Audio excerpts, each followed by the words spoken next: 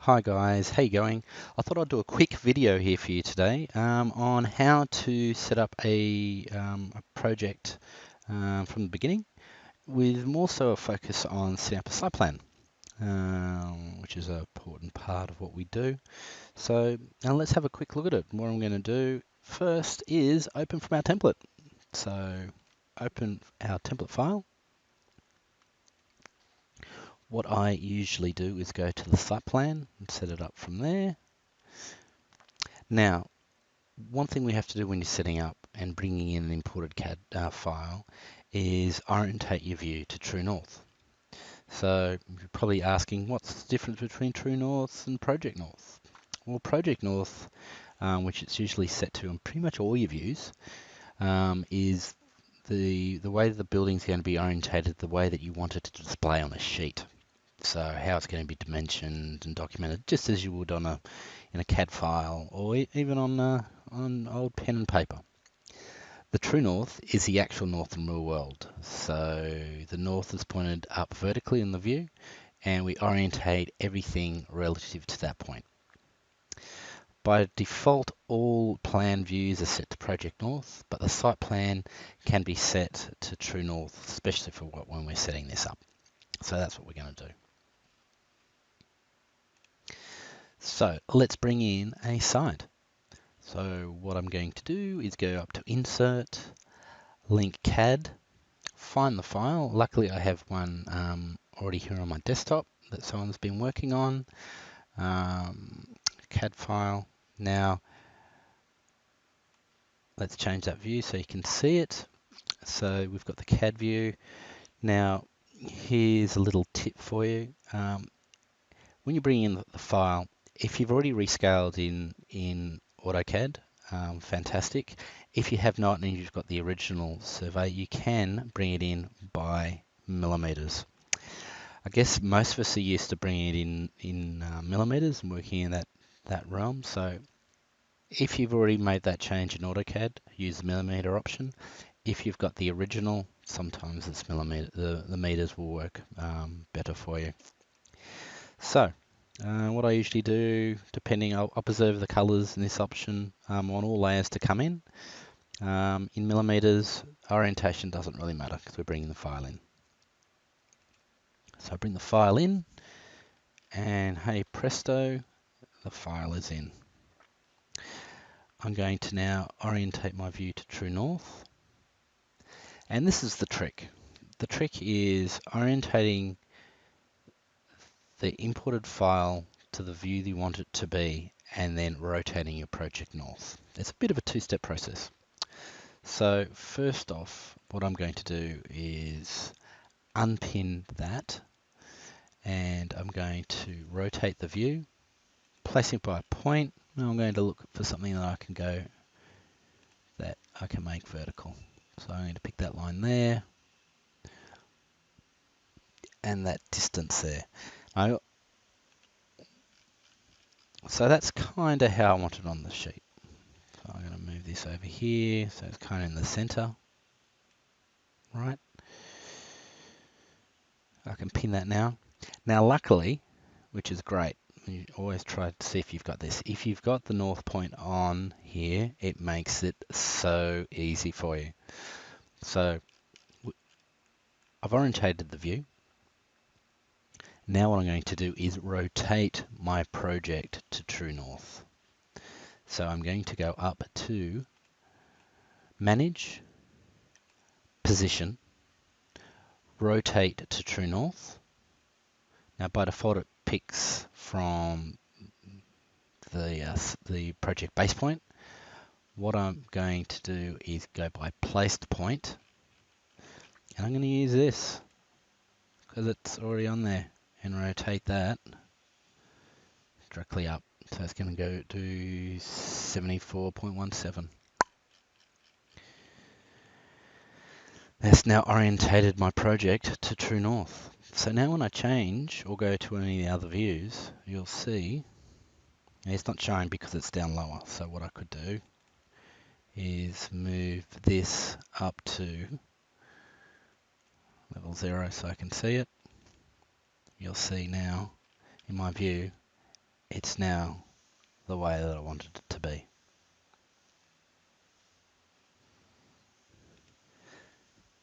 The next thing to look at is also its global location, also for when doing shadow diagrams and the like. So I will bring this up. How I did that, I went to location, it opens up, and it has where it's starting from. So for us, it's starting at the airport. It's a main weather node, and wherever your project happens to be, you just move it to that location. So today, let's say we're up in the mountains.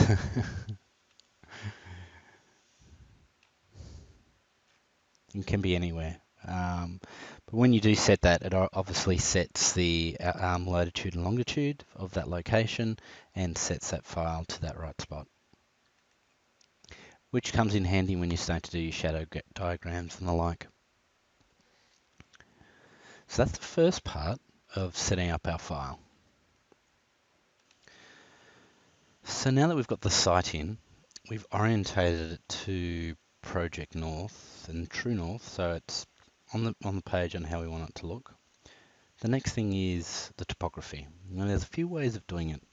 You can do it from drawing points using the topography tool, or if you have a 3D contoured survey plan, you can also create it from that file as well. Now luckily, someone has gone and modified these contours for this project to be 3D contours and put them at the right height, which is going to, it saves a lot more time in Revit. Sometimes I've found if you can do some tasks very quickly in AutoCAD, you use that tool. Otherwise, you sometimes may already get a site survey that has those 3D contours. In this example, it was a flat site, contours had been modified to the right height.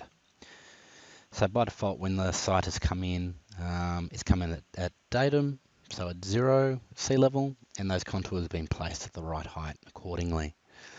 If we go to the 3D view here, you'll see those contours. And there's my original site plan. So to convert those to a Toposurface, we use the Site tool. So we'll go to Massing and Site, Toposurface, create from imported file, and in this instance we're doing it by a specified the file. Oh, sorry, my mistake. It is instance. We select it. Now it will create this from the whatever layer you've selected. So by default, I usually check none, then only select the contours. And it will triangulate all the surfaces and create the surface for you. If I hit OK, it's now created that surface at the right spot.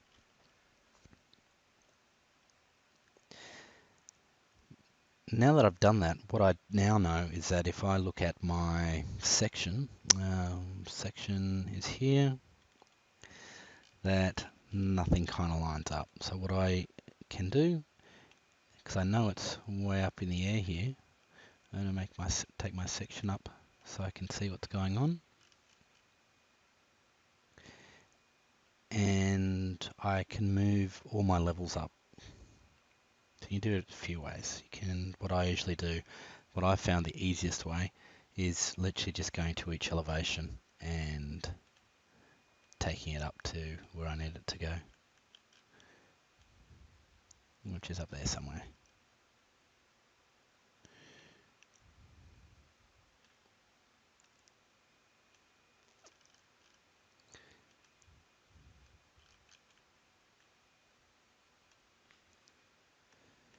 So yeah, let's move these all up. And then what I do is move these levels up.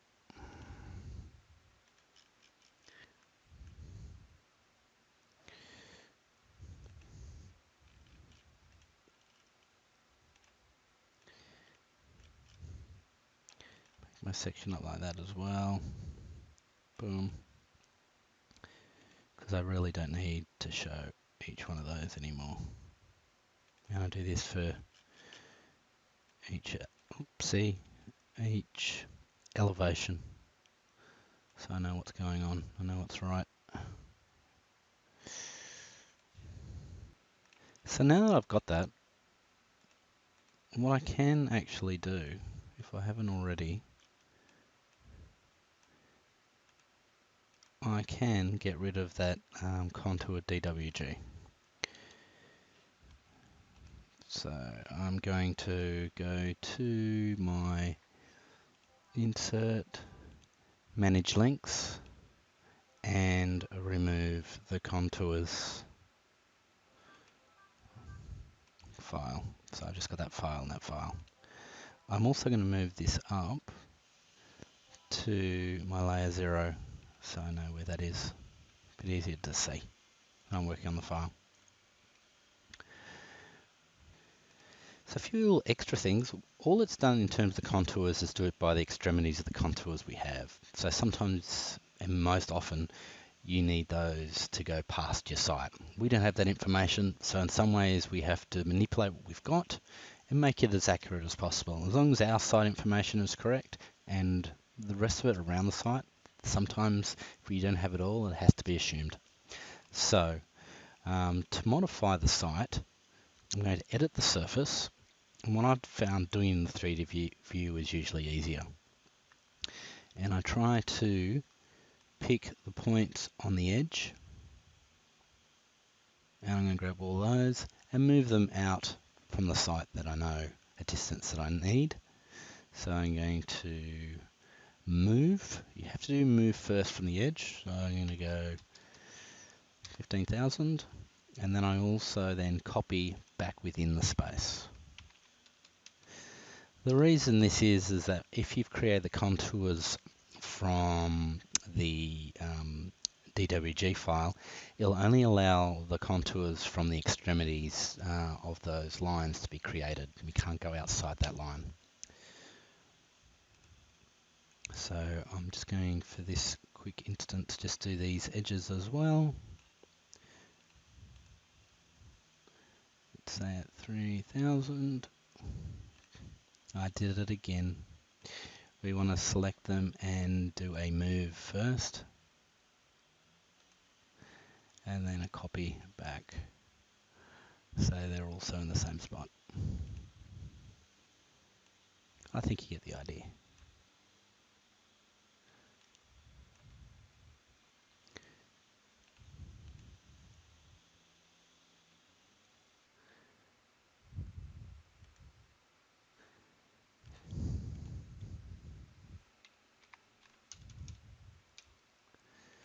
So you get the idea. And I'm going to finish that off. So there's your Toposurface. Visually, we can change it. So if we don't want to see the contours, that's visibility graphics, VV, and go to Toposurface. And you've got the primary and secondary contours. You can turn those off. You can also change how it's displayed, so what contours you see. And that is also under site massing, this little tab right here, site settings. So currently it's set to 200. You could change that to 250, or you could change it to a meter. It's really up to you what you want it to show. Okay. Now this is also the location where what pattern it uses when it cuts. So by default, when the topo surface is cut, it's using the material site earth. So let's put this back to about 250. I like 250.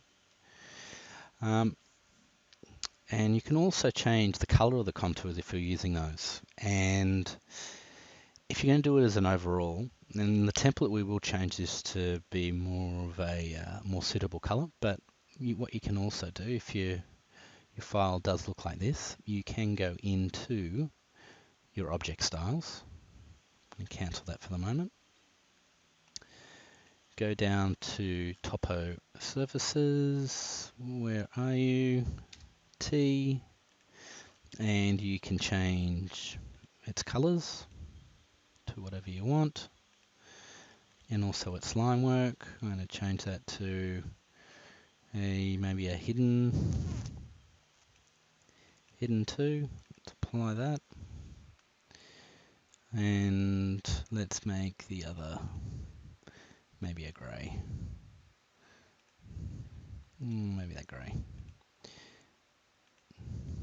And you want that to be, that's dashed. Dashed probably sounds better, doesn't it? Yeah, let's go with dashed. So that's visually going to look different.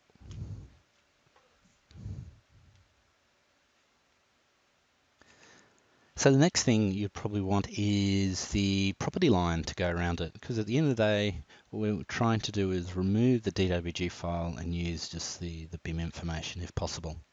So let's go to the site plan. We've got those contours. What I sometimes do is that I go to my visibility graphics, I look at the imported CAD file that's there, and if possible, I try to turn everything off that I don't need. This example, I want to keep the boundary on. Apply, apply. So all I have is the boundary line.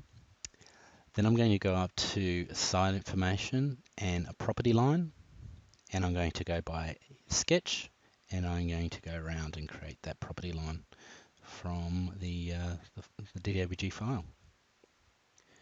And I should be able to quickly go around the project and select the lines and create the survey. So once that is done, you'll see, especially in the 3D view here, that I have the property line. So now that that property line is created, you'll see there's two parts. So I'm going to go to my visibility graphics. I'm going to turn off that DWG. I'm also going to change the topography surface for the moment, just the visual for me, to turn that off. So I can see the two parts. So by doing that, when you select your property, you're also going to get in the properties dialog box, you'll actually have the area of your space as well. So for our site, that's our area for that boundary. So let's go to site. I'm going to turn all the layers of the DWG back on. Boop, boop, boop. There it is. I'm in the site plan. I might just change this to Project North. So I guess you're wondering what these 2 points are as well. You've probably always seen. So they are the survey point and the project base point. So the survey point is what it says it is. It's the survey point relative to a physical location. Now, if possible, it's great to get the easting and northing location from a surveyor, which they're now starting to sometimes give you. If you have that and you put that number in there, everything will be located in a global location also. So I usually try to move this to somewhere on the site, like a project base point, so you know where it is. So if I go to move it, what I usually do is unpin it so it moves freely. It doesn't have an impact on anything I've got around there. Now somewhere around here, it looks like there could be a datum point there. So I'm going to place that little sucker here and unpin it. The other item is your project base point. So project base point defines your 000 location, like you would in AutoCAD. It's the same thing. If I go to move this at the moment, it moves everything around with it. So I'm going to unpin that and orientate that to the same spot, which I shouldn't have moved this one first. So let's get that back into the right spot.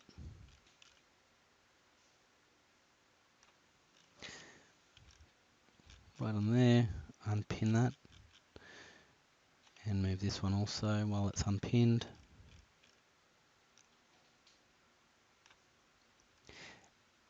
And what I usually do also is move this up to the height that it's going to be as well. So 3, 1, 7, 8, 0, 9, 9, 0.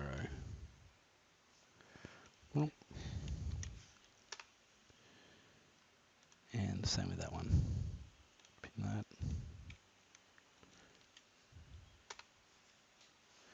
Like that. Now by default those items are turned off in all views apart from site plan. So to find it in visibility graphics, you can go into site, untick it, and you'll see project base point and survey base point. And there they are.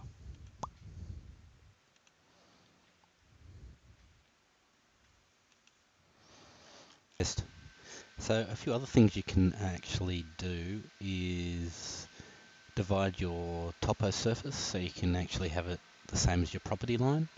You do that by using the site subregion tool, and I'm going to select those boundary lines like I did previously, all the way around. Bang. Now the advantage of doing that, as you can see, it breaks those parts up so you can visually see the different parts. And you could also apply a material to it also, so it visually looks different. We got something for site. Let's make that grass for the moment. So visually you can start to break that site up. In other tutorials I will go into a bit more detail on a few extra things you can do to enhance the site plan. I guess one of the other things while we're at it, we could also add some of the existing trees. Let's have a quick look and turn everything else on so I can see everything. Might for the moment turn off the Toposurface,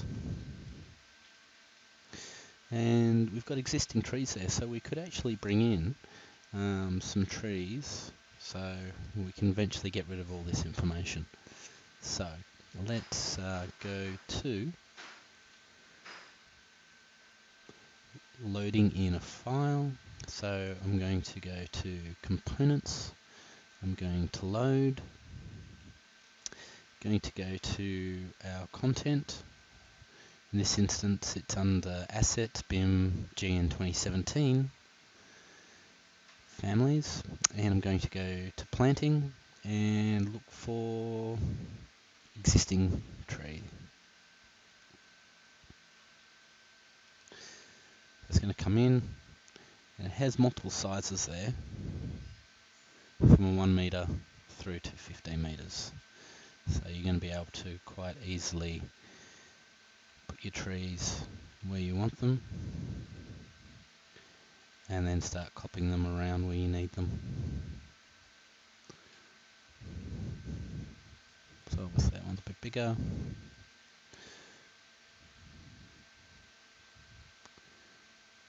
And I'm going to do a copy multiple and then start to be able to go around and do them all a lot quicker.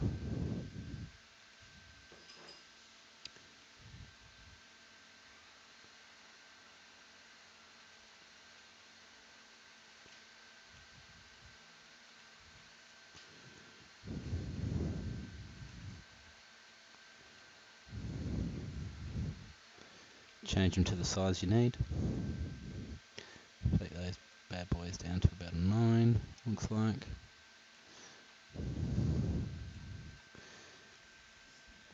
Now these are 2D trees, they're not 3D trees, but it gets you going. So when I turn off, I'm starting to get a better idea of what's going on there.